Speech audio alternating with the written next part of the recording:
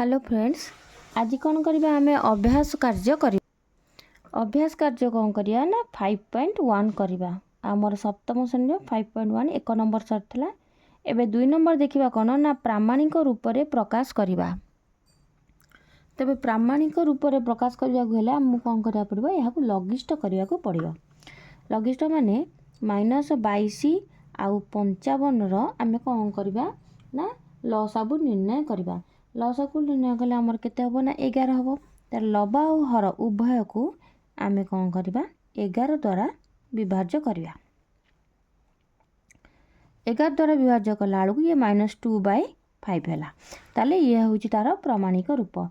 सेही परी ख करबा 16 विभक्त क -24 एहार गसागु एहार कोन करबा आमे गसागु निर्णय करबा।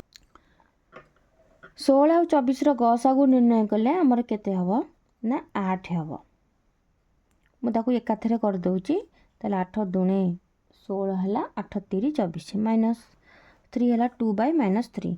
सेही परी गटा करबा कोन अछि ना 77 विभक्त क 132 अछि। या को हमें कोन कर परबा ना 11 द्वारा विभाज्य करबा, कारण यार 11 बाहरिबो कोन गसागु 11 7 11 के 11 दुणे 22 गला।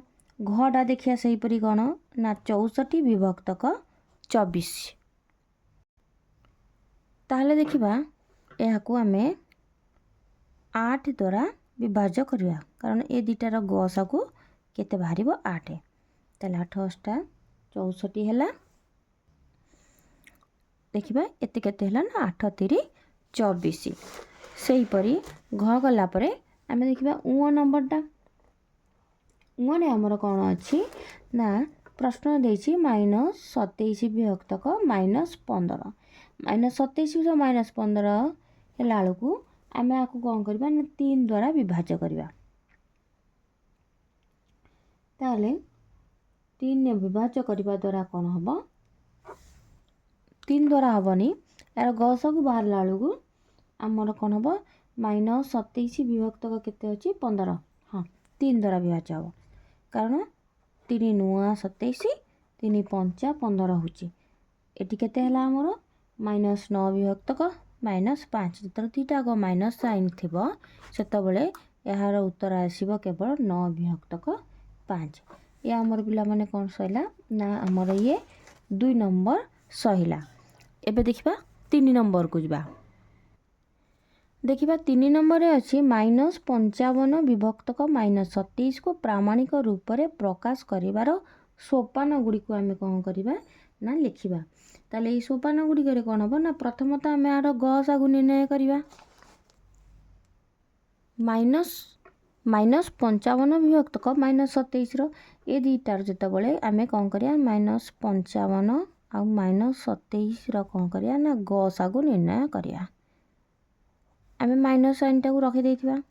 आमे आगो खाली 55 आउ 27 रो गसागु निर्णय करिबा। 55 आउ 27 रो गसागु निर्णय करिया कहले ये दीटा को संख्या कोनसे गोटे संख्या द्वारा कोन हबो ना कटिबो नाही। सेति पई आमे आकु कोन 1 रे काटले 1 रे काटले सेही 55 हबो आ कोन हबो ना 27 हबो। ताले गसागु केवल 1 हबो। ताले एला प्रथम सोपान हैला -55 आउ 27 रो गसागु केते हैला 1। एबे कोन करिबा आमे उभय को कोन करिबा ना -1। ताले आमे उभय को कोन करिबा -55 विभक्त क -27 उभय को आमे कोन करिबा -1 द्वारा विभाज्य करिबा। हैला केते ना 55 विभक्त क 27। ताले एही पुरे हमें सोपान लिखिया। प्रथमे -55 27 रो गसागु निर्णय कले -1 हैला।